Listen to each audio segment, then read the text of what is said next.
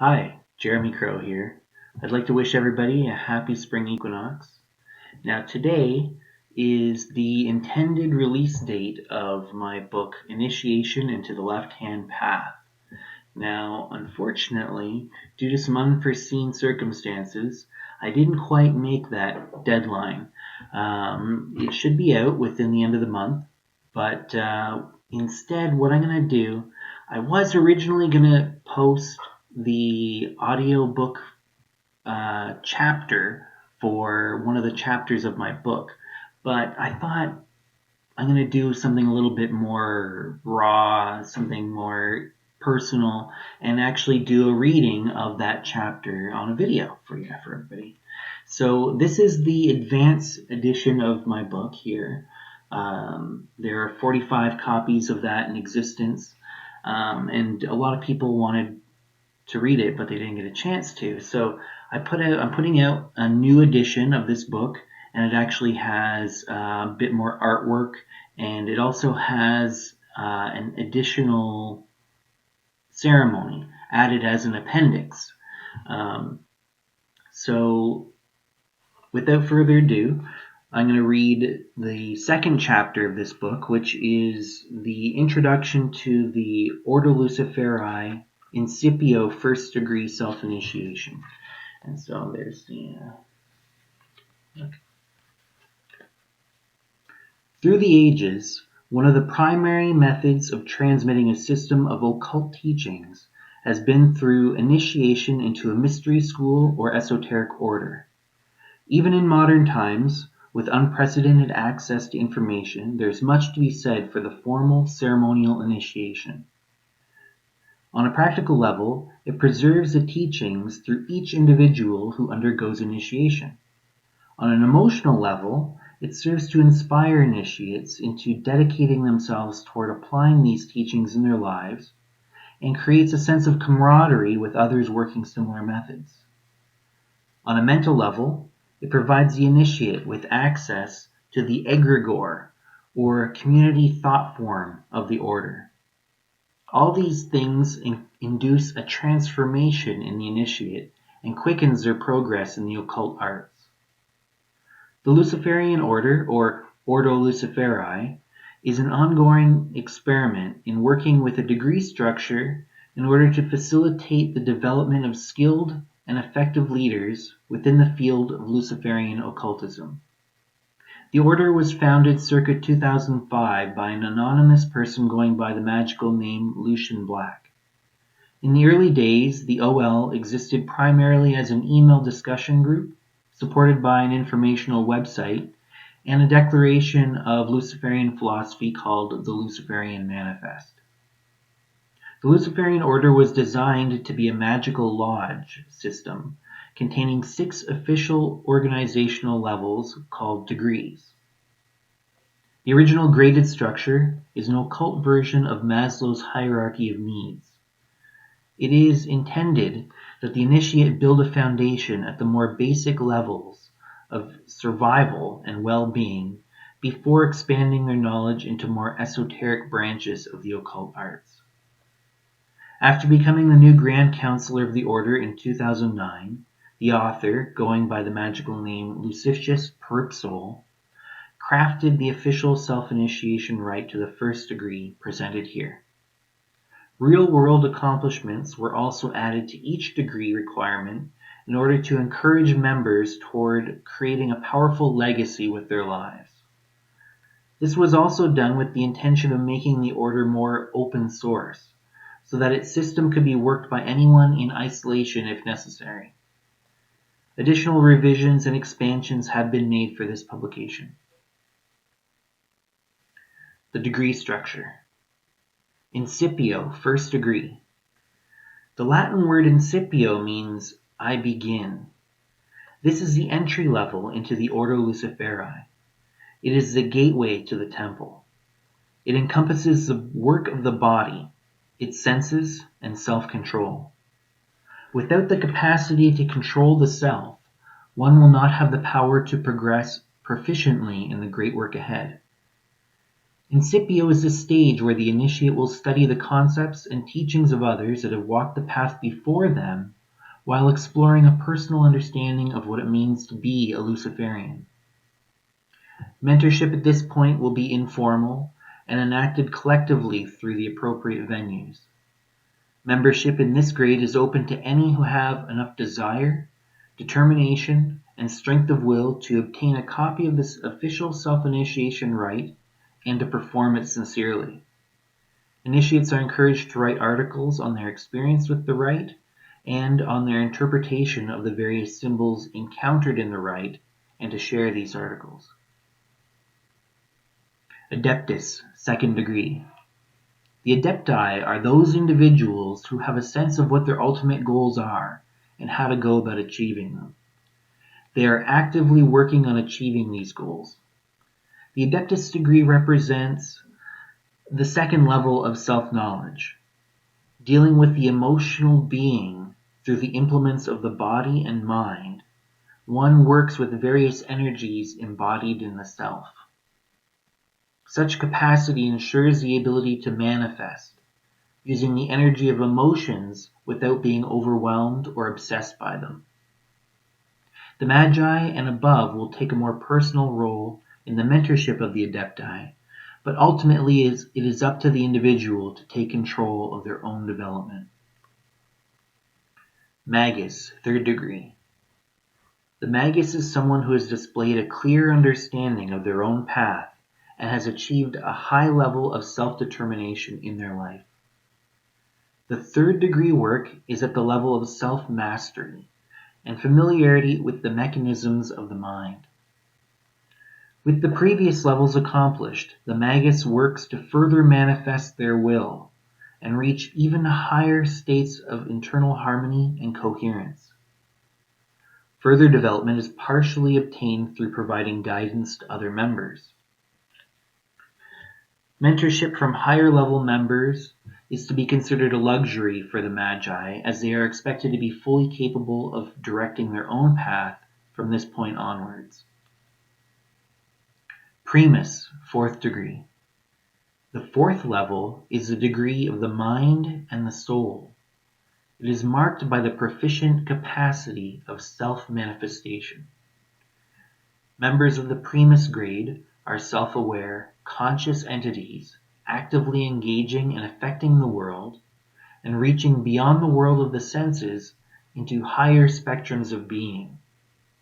In practice, this degree is awarded in recognition of a Magus who has produced a body of artifacts that will help perpetuate the Luciferian philosophy in some manner into the future. Ideally, these artifacts will continue to exist and influence other individuals even beyond the physical death of the Magus who created them. Animus, fifth degree. The fifth level is a degree of self-sovereignty. It represents the level of a Primus who, in addition to the aforementioned artifacts, has created and is teaching a unique and effective system of occultism or occult technique. These new systems can exist within the OL at their inception, but may also develop into completely independent schools.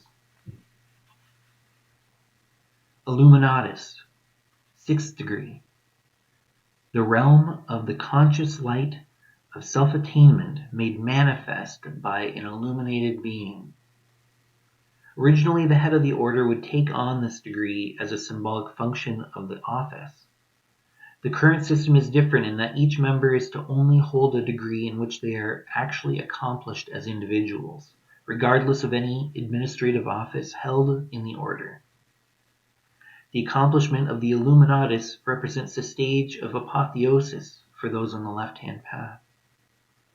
While Luciferians tend to be left-hand path, if you do happen to be on the right-hand path, then this stage represents complete transpersonal unity with the cosmos. Each individual will ultimately have their own conception of what this stage means to them. Illuminatus will be accomplished in all of the previous grades and have overcome the major dualisms of their own existence. It would be rare to describe anyone younger than 100 years old as an Illuminatus, except in some cases where the individual has already passed away. Now, the organizational structure. The High Council. The High Council is comprised of magi or above who have been elected to represent the members and oversee the operations and functions of the organization. It ensures the integrity and maintains the highest standards for its members and the operations of the order. Within the High Council exists one Grand Counselor who serves as head of the order, much like a high priest or priestess would serve within a religious body. The first Grand Counselor was Lucian Black, the founder of the Order Luciferi. The second and current Grand Counselor is the author. Magi and above may be nominated for the positions during elections.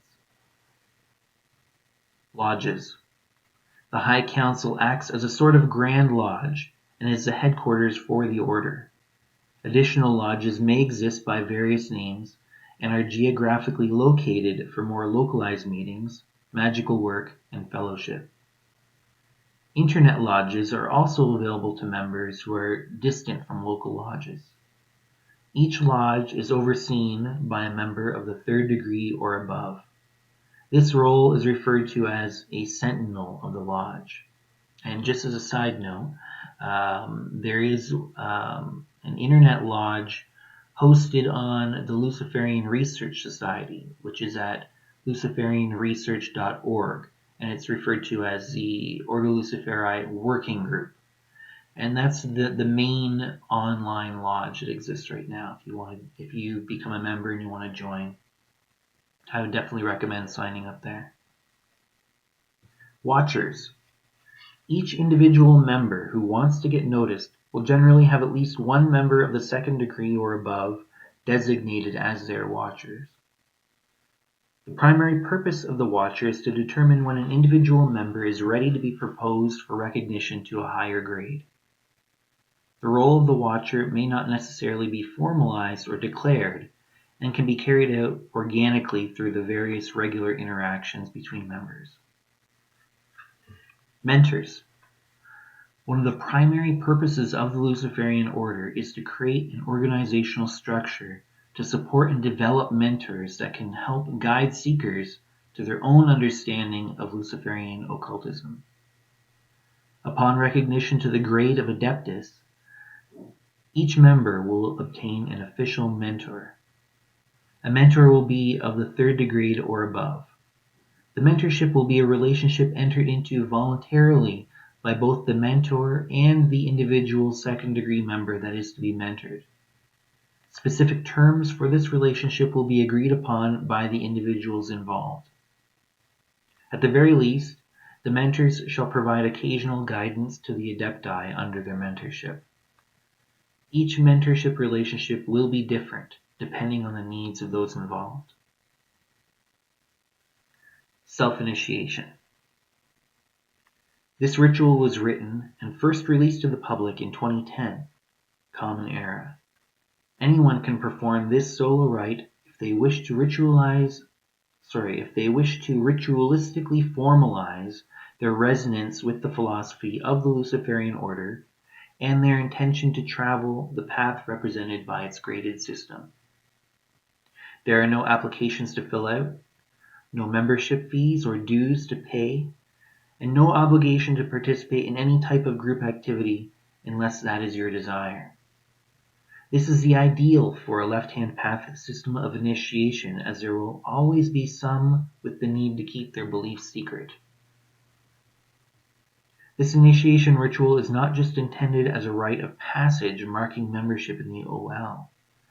As mentioned above, it is intended to transmit important occult teachings.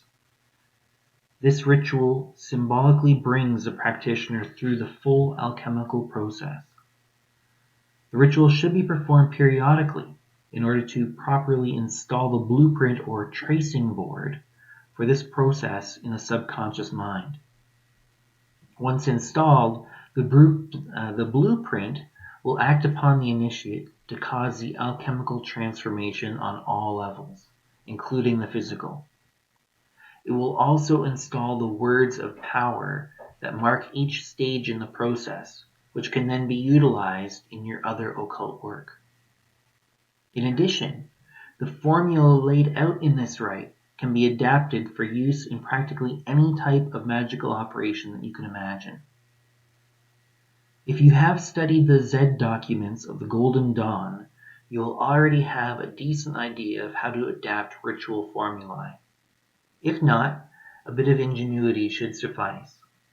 Keep in mind that this ritual was intentionally written in such a way as to allow the practitioner the greatest degree of creative license. The ritual formula is as follows, and here I'll show you.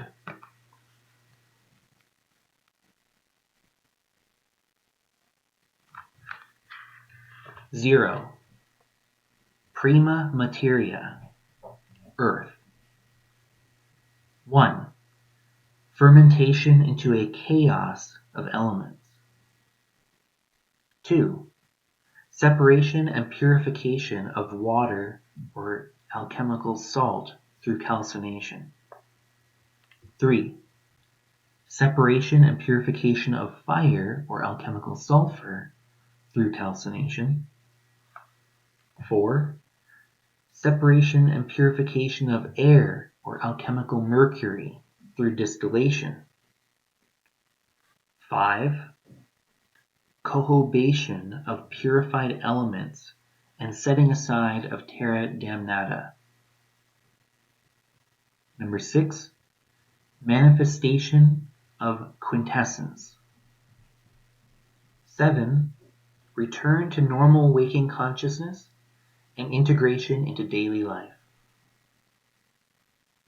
More detail for the first 2 stages of this rite is included here for those unfamiliar with adapting magical formulae to specific use. So 0, the prima materia relates to the element of earth and is the starting point. It is during this stage that you will prepare the ritual working space, yourself, those participating in the ritual, and whatever it is that you intend to transform through the alchemical process. In the initiation ritual as written, the practitioner is the starting material that will be transformed. If you are charging a talisman, then the item that is to become the talisman is this starting material. If you're performing a healing or a love spell, the target of this work, or something to symbolize that target, will be the starting material. It is also important to set the stage by formally declaring the ritual to have started and announce the intention of the ceremony. Finally, making use of the word of power terra, Latin for earth, will trigger any anchored memories of your previous performances of this stage of self-initiation, which in turn will create an energetic channel to the egregore of the Ordo Luciferi. 1. The next point in the formula. The element of earth is an impure combination of the 3 principal elements of water, fire, and air. In alchemy, they are often referred to as salt, sulfur, and mercury. At this stage in the process, we need to break down the bonds between the principal elements so we can separate them out and purify them. This is called fermentation, and the result is what we call a chaos. Fermentation comes about through a controlled death in a contained system. We see this process occur when we brew wine from grapes. The grapes are the prima materia, and the wine is the chaos. In this ritual, we make symbolic use of a memento mori. This can also be used if you're doing a healing or hexing ceremony. If you're charging a talisman, you may want to grind the starting material into a powder or tear the parchment or paper into 3 strips. The way you go about this is limited only by your own creativity. Once the fermentation is completed, ritualistically mark this point in the formula by using the word of power chaos, which is Latin for chaos. This type of adaptation of ritual formula is the task of an experienced occultist. If you still aren't sure how to do this, continue to perform the ceremony in the original form and contemplate the meaning and purpose of each part of it and how it all works together. Also check out the aforementioned Zed documents, which can be found in Israel Regardie's The Golden Dawn, aka The Black Brick. Eventually it will become clear. Also keep in mind that there is no one right way to do it, although you can get better at it over time. Remember that magic is both an art and a science. And I have here a diagram drawn by Tasha Maneri, who did all of the artwork in this book, and that's how to draw an inverted pentagram. So also, in addition, I wanted to point out that the appendix that's added to the new edition of the book is actually a new ritual that was designed based on the formula that we've just gone over, the formula of the Ordo Luciferi, self-initiation, Incipio rite. So what that, it gives you an additional way to kind of see how that formula can be elaborated upon or utilized for a different type of ritual. So the new ritual is called the Rite of Forbidden Knowledge, and it's a ritual that would be performed by somebody who has done the initiation already. So they've already installed that tracing board or blueprint of that formula by initiating themselves into it. And also they've installed those words of power, which are also used in this new ritual that I've added to the new edition.